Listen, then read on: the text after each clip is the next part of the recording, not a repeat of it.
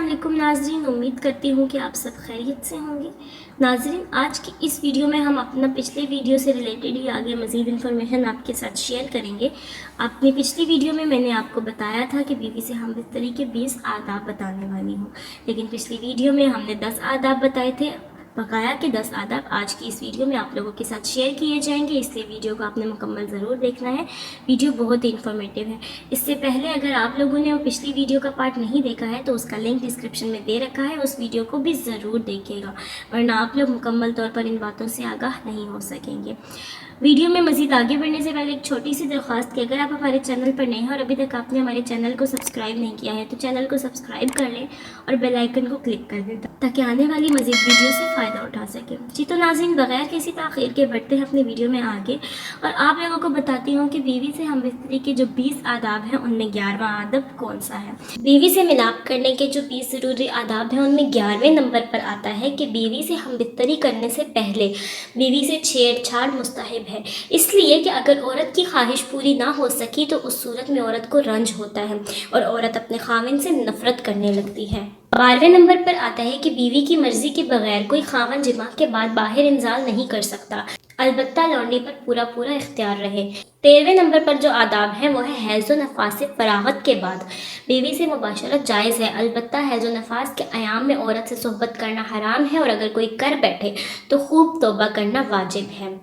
14वें number पर है कि किसी खावन को 4 माह से ज़्यादा बीवी से अलहदा रहने का इख्तियार नहीं, क्योंकि ऐसा करने से औरत के लिए इससे ज़ायद मुद्दत शोहर के बगैर इसकी बर्दाश्त से बाहर है। 15वें नंबर पर जो आता है अदब वो ये है कि अगर किसी शख्स की खूबसूरत गैर औरत पर नज़र पड़ जाए और वो उसको अच्छी मालूम हो तो उसे चाहिए कि घर आकर अपनी अहलिया से जिमा करे ताकि जोश शहवत ख़त्म हो जाए और गैर औरत की ख्वाहिश ना रहे।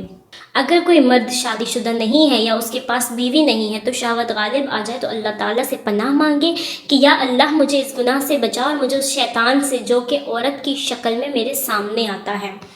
इन आदाब में जो 16वें नंबर पर आता है वो यह है कि किसी मर्द और औरत के लिए जायज़ नहीं कि जो बातें राज की मर्द और औरत के दरमियान हुई हों उसका इजहार गैरों पर करें, क्योंकि रसूल अल्लाह सल्लल्लाहु अलैहि वसल्लम ने इरशाद फरमाया कि ऐसी बातें करने वाला या करने वाली की मिसाल ऐसी है जैसे एक शैतान दूसरे शैतान से रास्ते में मिलता है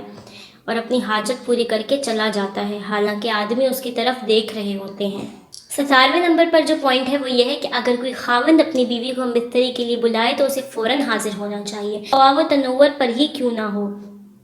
क्योंकि हदीस पाक में है जिसका मफहूम है कि अगर कोई मर्द अपनी बीवी को हम बिस्तरी के लिए बुलाए और वो हाजिर ना हो तो फरिश्ते सुबह तक उस औरत पर लानत भेजते हैं। 18वें नंबर पर पॉइंट ये है कि बीवी से हम बिस्तरी करने की दुरुस्त जगह फ़र्ज है, मियाँ बीवी जो भी तरीक़ा इख्तियार करें चाहे शरीयत में जायज़ है। 20वें नंबर पर जो पॉइंट है वो है कि इस्लाम हर काम में एतदाल को पसंद करता है। बेहतर है कि बीवी से ज़्यादा हम बिस्तरी ना की जाए कि वो आजिज़ आ जाए और ना बिल्कुल छोड़ दिया जाए कि मियाँ बीवी की जिनसी ख्वाहिशी ख़त्म हो जाए और आज़ाद सुकड़ना शुरू हो जाए।